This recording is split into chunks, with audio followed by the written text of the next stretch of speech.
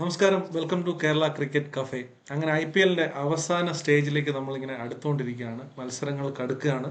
അങ്ങനെ ഏറ്റവും നിർണായകമായിട്ടുള്ള ഒരു മത്സരമാണ്, അതിൻ്റെ പ്രിവ്യൂ ആണ് നമ്മൾ ഇന്ന് പറയാനായിട്ട് പോകുന്നത്. SRH വേഴ്സസ് GT, രണ്ട് ടീമിൻ്റെയും ഒരു വിന്നിങ് മൊമെൻറ്റം ഹൈ ആണ്. SRH കൊൽക്കത്തയുടെ ഒരു മാച്ച് തോറ്റെങ്കിൽ പോലും കഴിഞ്ഞ മാച്ച് വിജയിച്ചിരുന്നു. GT അന്യായമായിട്ടുള്ള ഫോമിലാണ്. പോരാത്തതിന് GTയുടെ ഹോം ഗ്രൗണ്ടായിട്ടുള്ള അഹമ്മദാബാദിലാണ് ഈ മത്സരം നടക്കുന്നത്. സോ അതുകൊണ്ട് തന്നെ ഒരു കടുത്ത പോരാട്ടം തന്നെ നമുക്ക് പ്രതീക്ഷിക്കാം. അരുൺ ബ്രോ, ഈ ഒരു പോരാട്ടം എന്ന് പറഞ്ഞാൽ ഈ ഒരു last stage of IPL final സ്റ്റേജിലേക്ക് വരുമ്പോൾ ഏറ്റവും നന്നായിട്ട് പെർഫോം ചെയ്ത് വരുന്ന രണ്ട് ടീമുകൾ തമ്മിലാണ്.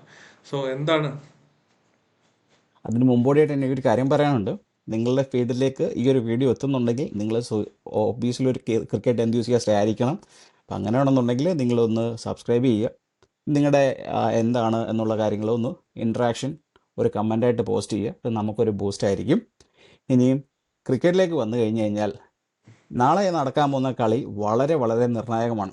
2-3 കാര്യങ്ങളുണ്ട്. ഒന്ന്, നാളെ ജയിക്കുന്ന ആൾ ടേബിൾ ടോപ്പിലേക്ക് വരും. രണ്ടാമത്, നാളെ ജയിക്കുന്ന ആളുടെ പേരിന് കൂടി ചേർത്ത് ഒരു ക്വാളിഫൈഡ് എന്നുള്ളൊരു സിമ്പിൾ നമുക്ക് കാണാം.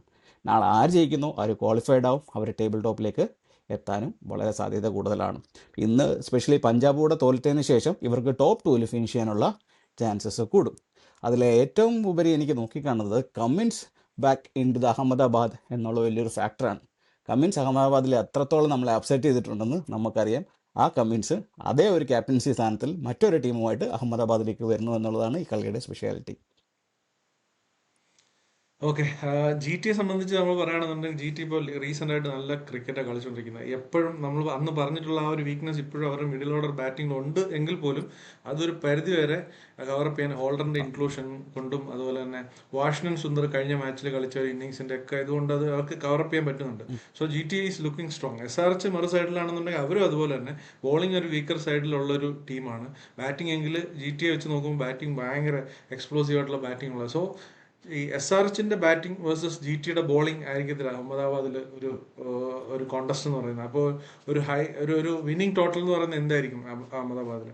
തീർച്ചയായിട്ടും പ്യുവർലി ബാറ്റിംഗ് ഹെവി ആയിട്ടുള്ള ടീം വേഴ്സസ് ബോളിംഗ് ഹെവി ആയിട്ടുള്ള ടീം എന്നുള്ള രീതിയിലാണ് കോമ്പറ്റീഷൻ പോകുന്നത്. ആ പിച്ച് കണ്ടീഷൻസ് നോക്കിയാൽ ഞാൻ പണ്ടും പറഞ്ഞിട്ടുള്ളതാണ്, GT bowlers in GT is always A threat. Okay, അങ്ങനെ ഇരിക്കുക അറിയാം, ലോങ് ബൗണ്ടറീസ് ആയിരിക്കും, ബൗൺസ് ആൻഡ് ക്യാരി ഉണ്ടായിരിക്കും, 8 മീറ്റർ ടു ഷോർട്ട് ലെങ്ത് ആയിരിക്കും രണ്ട് ടീമും ഓപ്പറേറ്റ് ചെയ്യാൻ പോകുന്നത്. ഷോർട്ട് ബോൾസിനെ ഡിപ്പെൻഡ് ചെയ്യും. അവിടുത്തെ വിക്കറ്റ് ടേക്കിംഗ് എബിലിറ്റി നോക്കിക്കഴിഞ്ഞാൽ 48 വിക്കറ്റ്സ് ഈ വർഷം എടുത്തിരിക്കുന്ന ഫാസ്റ്റ് ബോളേഴ്സും 23 വിക്കറ്റ് എടുത്തിരിക്കുന്നത് സ്പിന്നേഴ്സുമാണ്. ഇതിലെനിക്ക് രസകരമായിട്ട് മറ്റൊരു സ്റ്റാറ്റോടെ നിങ്ങൾക്ക് തരാനുണ്ട്. അത് ക്യാച്ചിങ് എഫിഷ്യൻസി എന്നുള്ളൊരു ഫാക്ടറാണ്. ഇപ്പോൾ GT എന്ന് പറയുന്നത് ഈ ടൂർണമെൻറ്റിൽ 5ാം സ്ഥാനത്താണ് ക്യാച്ചിങ് എഫിഷ്യൻസി നിൽക്കുന്നത്, 81.3. അതേ കൂട്ടത്തിൽ SRH ആണെങ്കിൽ 8ാം സ്ഥാനത്താണ് നിൽക്കുന്നത്, 74.2. അതാണ് രണ്ട് ടീമിൻ്റെയും ക്യാച്ചിങ് എഫിഷ്യൻസി. അതും ക്യാച്ചസ് വിൻ മാച്ചസ് എന്നാണല്ലോ പറയുന്നത്. അതും ഒരു നിർണായകമായിട്ടുള്ളൊരു കാര്യമായിട്ടാണ് എനിക്ക് തോന്നിയത്. പിന്നെ എങ്ങനെയാണ് ഇത് ബാറ്റിംഗ് വേഴ്സസ് ബോളിംഗ് ഹെവി ആവുന്നതെന്ന് നോക്കിക്കഴിഞ്ഞ് കഴിഞ്ഞാൽ ഈ GTയുടെ ബോളേഴ്സിനെ സംബന്ധിച്ചുകൊണ്ട് പവർ പ്ലേയിൽ ഏറ്റവും കൂടുതൽ രണ്ടാമത് വിക്കറ്റ് എടുത്തിരിക്കുന്ന ടീം GT ആണ്. ആദ്യമേ ബാംഗ്ലൂരാണ് 22 വിക്കറ്റുമായിട്ട്, GT തൊട്ട് പുറകെ 21 വിക്കറ്റുമായിട്ടുണ്ട്. അതിനോടൊപ്പം തന്നെ ത്രൂ ഔട്ട് ദി ഇന്നിങ്സിൽ ഏറ്റവും കൂടുതൽ വിക്കറ്റ് എടുത്തിരിക്കുന്ന ടീം GT ആണ്. 82 83 വിക്കറ്റാണ് എൻ്റെ ഓർമ്മ ശരിയാണെങ്കിൽ എടുത്തിരിക്കുന്നത്. അത് ബാക്കിയുള്ള ടീമിനെ സംബന്ധിച്ച് ബഹുദൂരം മുമ്പിലാണ് GT എന്ന് പറയുന്ന ടീം. ഏറ്റവും കൂടുതൽ തവണ ഓപ്പോസിഷനെ ഓൾ ഔട്ട് ആക്കിയിരിക്കുന്ന ടീമും GT ആണ്. അതിനോടൊപ്പം തന്നെ ചേർത്ത് വെക്കാൻ പറ്റുന്ന 2-3 കാര്യങ്ങൾ, GTയുടെ പെർഫോമൻസ് ആയിട്ടുള്ള സിറാജ് 5 ഇന്നിങ്സ് അവിടെ ബോൾ ചെയ്തിട്ടുണ്ട്. 5 ഇന്നിങ്സിൽ ബോൾ ചെയ്തിട്ടില്ല. സിറാജിൻ്റെ എക്കോണമി എന്ന് പറയുന്നത് 8.1 ആണ്. 7 വിക്കറ്റ് അവിടെ എടുത്തിട്ടുണ്ട്. റബാഡ ആണെങ്കിൽ എക്കോണമി 8.5 ആണ്. 5 ഇന്നിങ്സിൽ നിന്ന് 11 വിക്കറ്റ് എടുത്തിട്ടുണ്ട്. അതേകൂട്ട് തന്നെ ഹോൾഡർ ആണെന്നുണ്ടെങ്കിൽ എക്കോണമി എന്ന് പറയുന്നത് 6.6 മാത്രമാണ്. അതും 6 വിക്കറ്റ് എടുത്തിട്ടുണ്ട് 2 കളിയിൽ നിന്ന് മാത്രം, അതേ അഹമ്മദാബാദ് ഗ്രൗണ്ടിൽ. അതിനോടൊപ്പം തന്നെ ചേർത്ത് വെക്കാൻ പറ്റുന്നത് ഓപ്പോസിഷൻ ബാറ്റിംഗ് കാര്യം നമുക്ക് നോക്കുകയാണെന്നുണ്ടെങ്കിൽ അത്ര നല്ല സ്റ്റാറ്റ്സ് അല്ല അവിടെ SRH ബാറ്റ്സ്മാൻമാർക്കുള്ളത്. ഈ ട്രാവിസ് ഹെഡ് ആണെങ്കിൽ തന്നെ T20യിൽ അവിടെ 39 റണ്ണ് സ്കോർ ചെയ്തിട്ടുള്ളൂ 32 ബോളിൽ നിന്ന്. ആവറേജ് എന്ന് പറയുന്നത് 13, സ്ട്രൈക്ക് റേറ്റ് 121. അത് കമ്പാരിറ്റീവ്ലി പുള്ളിയുടെ സ്റ്റാൻഡേർഡിനനുസരിച്ച് വളരെ മോശം ഒരു സ്റ്റാറ്റാണ് കഴിഞ്ഞ വർഷങ്ങളിൽ അല്ല ഇതുവരെയുള്ള സ്റ്റാറ്റ് ഞാൻ തരുന്നത്. അഭിഷേക് ശർമ്മ ആണെങ്കിൽ കുഴപ്പമില്ല, 110 റൺ എടുത്തിട്ടുണ്ട് 70 പന്തിൽ നിന്ന്, ആവറേജ് 27, സ്ട്രൈക്ക് റേറ്റ് 158. എന്നാൽ അഭിഷേക് ശർമ്മയുടെ സ്റ്റാൻഡേർഡ്സ് വെച്ച് നോക്കുമ്പോൾ 158 സ്ട്രൈക്ക് റേറ്റ് അല്ല, പുള്ളി 200+ കളിക്കുന്ന ഒരാളാണ്. അപ്പോൾ പുള്ളി അവിടെ സ്ട്രഗിൾ ചെയ്തിട്ടുണ്ട്, നമുക്ക് കാണാം. ഇഷാൻ കിഷൻ ആണെങ്കിൽ 26 റണ്ണേ അവിടെ എടുത്തിട്ടുള്ളൂ 42 ബോൾ ഫേസ് ചെയ്തിട്ടുണ്ട്. ആവറേജ് എന്ന് പറയുന്നത് 8 ആണ് ആ ഗ്രൗണ്ടിൽ. സ്ട്രൈക്ക് റേറ്റ് എന്ന് പറയുന്നത് 61. അവിടെ നമുക്ക് ആ ഗ്രൗണ്ടിൽ പുള്ളി അത്ര എഫക്റ്റീവ് അല്ല എന്ന് നമുക്ക് കാണുന്നുണ്ട്. അതുകൊണ്ട് ക്ലാസ്സിനാണെന്നുണ്ടെങ്കിൽ കമ്പാരിറ്റീവ്ലി മെച്ചം നിൽക്കുന്ന ക്ലാസ്സിനാണ് 143 റണ്ണ് എടുത്തിട്ടുണ്ട് 96 ബോളിൽ നിന്ന്. Average 35, strike rate 149. പിന്നെ നിതീഷ് കുമാർ റെഡ്ഡി 30 റണ്ണ് സ്കോർ ചെയ്തിട്ടുണ്ട് 20 പന്തിൽ നിന്ന്. Average 30, strike rate 150. അതായത് മിഡിൽ ഓർഡേഴ്സിന് അവിടെ നല്ല ട്രാക്ക് റെക്കോർഡും ഓപ്പണിംഗ് പേഴ്സണും ടോപ്പ് ഓർഡർ ബാറ്റ്സ്മാൻമാർക്കും അവിടെ അഹമ്മദാബാദ് എന്ന് പറഞ്ഞ ഗ്രൗണ്ട് ഇതുവരെ നല്ലൊരു ട്രാക്ക് റെക്കോർഡ് അവർക്ക് പ്രൊവൈഡ് ചെയ്യാൻ അല്ലെങ്കിൽ കണ്ടെത്താൻ കഴിഞ്ഞിട്ടില്ല. അതും നമ്മൾ ഇതിനകത്തിൽ എടുത്തു പറയേണ്ട ഒരു കാര്യമാണ്. പിന്നെ GT വന്ന വഴി നോക്കിക്കഴിഞ്ഞ് കഴിഞ്ഞാൽ GT 2 കളിയാണ് മാത്രം ജയിച്ചിട്ടുള്ളൂ ബാറ്റിംഗ് ഫസ്റ്റായിട്ട്. 5 കളികളും ചേസ് ചെയ്താണ് ജയിച്ചിട്ടുള്ളത്. ഇത്രയും നമ്മളും പറഞ്ഞിരുന്നത് GTയെ കുറിച്ച് കൺവിൻസിങ് ടോട്ടലാണ് അവർ ചേസ് ചെയ്തെന്നാണ്. പക്ഷേ അത് ലാസ്റ്റ് ഒറ്റ കളി കൊണ്ട് അവർ തിരുത്തി പറയിച്ചു. 229 റണ്ണ് സ്കോർ ചെയ്തിട്ടുണ്ട്.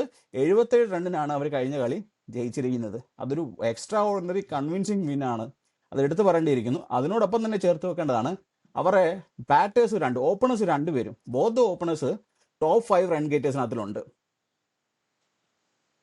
അതിനോടൊപ്പം തന്നെ കൃത്യസമയമായപ്പോൾ റഷീദ് ഖാനും പുള്ളിയുടെ പെർഫോമൻസിലേക്ക് എത്തുന്നതുള്ളത് GTയെ സംബന്ധിച്ച് വളരെ പോസിറ്റീവായിട്ടുള്ളൊരു നിർണായകമായിട്ടുള്ളൊരു കാര്യം കൂടിയാണ്. ഇപ്പൊ റഷീദ് ഖാന്റെ കാര്യം പറയുമ്പോഴത്തേക്ക് അഹമ്മദാബാദിൽ വരുമ്പോൾ നമ്മൾ കഴിഞ്ഞ കളിയിൽ നമ്മൾ കണ്ടതാണ് സായി കിഷോറിനെയാണ് അവർ കളിപ്പിച്ചത്.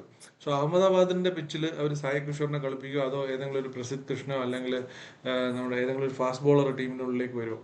സ്വാഭാവികമായിട്ടും എൻ്റെ കാഴ്ചപ്പാടിൽ ഒരു ഫാസ്റ്റ് ബോളറാണ് അവിടെ വരേണ്ടത്, ഏതൊരു പ്രസിദ്ധ് കൃഷ്ണ അല്ലെ അക്ഷോ ശർമ്മ. പക്ഷെ അവർ ആ ഒരു ചേഞ്ചിന് മുതിരത്തില്ല. പക്ഷെ അവിടെ ഫിംഗർ സ്പിന്നേഴ്സ് എഫക്റ്റീവ് അല്ല. കഴിഞ്ഞ കളിയിൽ തന്നെയാണെന്നുണ്ടെങ്കിൽ അവർ മറ്റൊരു മാധവ് സുധാർ എന്ന് പറഞ്ഞൊരു പ്ലെയറിനെ കളിപ്പിച്ച് ഒരു ഓവർ 22 കൺസീഡ് ചെയ്ത ഗ്രൗണ്ടാണ്. അപ്പോൾ ഫിംഗർ സ്പിന്നേഴ്സ് അവിടെ അത്ര എഫക്റ്റീവ് അല്ല. ഒരു ഫാസ്റ്റ് ബോളേഴ്സ് തന്നെയാണ് വരേണ്ടത്. പക്ഷേ GT എന്ന് പറഞ്ഞൊരു ടീം വൺസ് ഒരു കോമ്പിനേഷൻ സെറ്റ് ആയി കഴിഞ്ഞ് കഴിഞ്ഞാൽ അവരത് ഇളക്കാൻ താല്പര്യപ്പെടുന്നവരല്ല.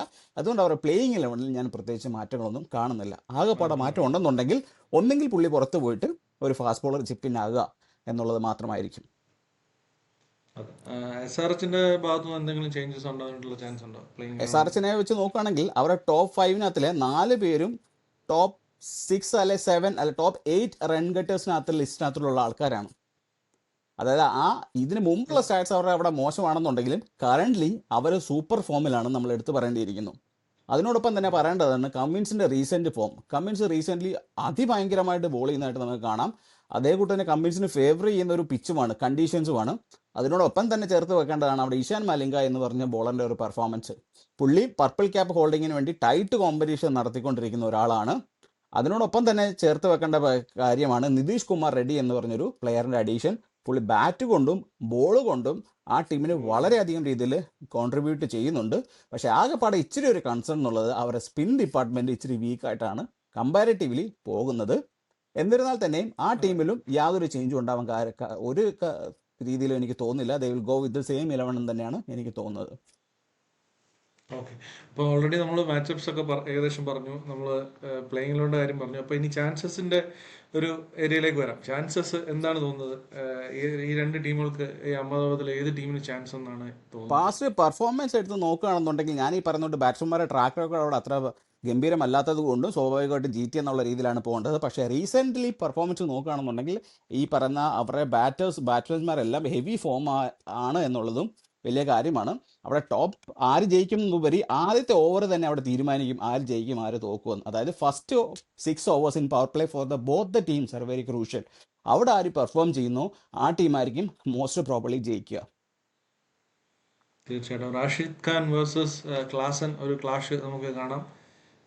എന്തായാലും അങ്ങനെ കുറേ മാച്ചപ്സ് എന്തായാലും സ്വാഭാവികമായിട്ടും ഉണ്ടാവും. അതുപോലെ തന്നെ ബ്രോ പറഞ്ഞ പോലെ ഫസ്റ്റ് 6 overs ഇമ്പോർട്ടൻ്റ് ആയിരിക്കും. എന്നെ സംബന്ധിച്ച് ഇവിടെ SRH ഡോമിനേറ്റ് ചെയ്ത് ജയിക്കുമെന്നാണ് ഞാൻ കരുതുന്നത്. GTയുടെ ആ ഒരു മൊമെൻ്റ് ഉണ്ടെങ്കിൽ പോലും SRHൻ്റെ ഇപ്പോൾ വരുന്ന ഒരു വരവിൽ GT അവരുടെ മുമ്പിൽ ഈ ഒരു ഗ്രൗണ്ടിൽ പിടിച്ചു നിൽക്കാൻ പാടുപെടും എന്നാണ് എനിക്ക് തോന്നുന്നത്. ബ്രോ എന്താ തോന്നുന്നത്? SRHന് ആ ഒരു രീതിയിൽ ഡോമിനേറ്റ് ചെയ്യാൻ പറ്റുമോ? ഒരു 60-40 ഡോമിനേറ്റ് ചെയ്യാൻ പറ്റുമോ? അതോ GT is dangerous. I'll go with GT. Okay, I will go with SRH. അപ്പോൾ എന്തായാലും നമുക്ക് നോക്കാം. വിശദമായിട്ട് ഈ മാച്ചിൻ്റെ ഒരു റിവ്യൂ, ഇത് നമുക്കൊരു ക്വിക്ക് പ്രിവ്യൂ ആയിട്ടാണ് ചെയ്യുന്നത്. കാരണം നമ്മൾ കുറച്ച് ലേറ്റായിട്ടാണ് ഈ ഒരു വീഡിയോ ചെയ്യുന്നത്, അതുകൊണ്ട് തന്നെ ഒരു ക്വിക്ക് പ്രിവ്യൂ ആയിട്ടാണ് ചെയ്യുന്നത്. എന്നാലും റിവ്യൂവിൽ നമ്മൾ കുറച്ചും കൂടി ഡീറ്റെയിൽ ആയിട്ട് മാച്ചിനെ അനലൈസ് ചെയ്യും. അതുപോലെ നമ്മൾ ഈ പറഞ്ഞ ക്വിക്കായിട്ട് പറഞ്ഞ കാര്യങ്ങളെ ഡീപ്പായിട്ട് തീർച്ചയായിട്ടും അനലൈസ് ചെയ്യുന്നതായിരിക്കും. അപ്പോൾ നേരത്തെ പറഞ്ഞ പോലെ തന്നെ ഒരു കാര്യം, നമ്മുടെ വീഡിയോ ഇഷ്ടപ്പെട്ടുന്നുണ്ടെങ്കിൽ തീർച്ചയായിട്ടും നിങ്ങൾ ലൈക്ക് ചെയ്യുക. അതുപോലെ സബ്സ്ക്രൈബ് ചെയ്യാത്തവരുണ്ടാണെങ്കിൽ സബ്സ്ക്രൈബ് ചെയ്യുക. നിങ്ങളുടെ അഭിപ്രായങ്ങൾ കമൻറ്റായിട്ട് പങ്കുവെക്കുക. അത് ഞങ്ങളെ ഒരുപാട് ഹെൽപ്പ് ചെയ്യും. ഞങ്ങൾക്ക് അതൊരു വലിയ ഉപകാരമായിരിക്കും. അപ്പോൾ മറ്റൊരു ക്രിക്കറ്റ് റിലേറ്റഡ് വീഡിയോയിൽ വീണ്ടും ഞാനും അരുൺ റോയ് ഒന്നിക്കുന്നവരെ ബൈ.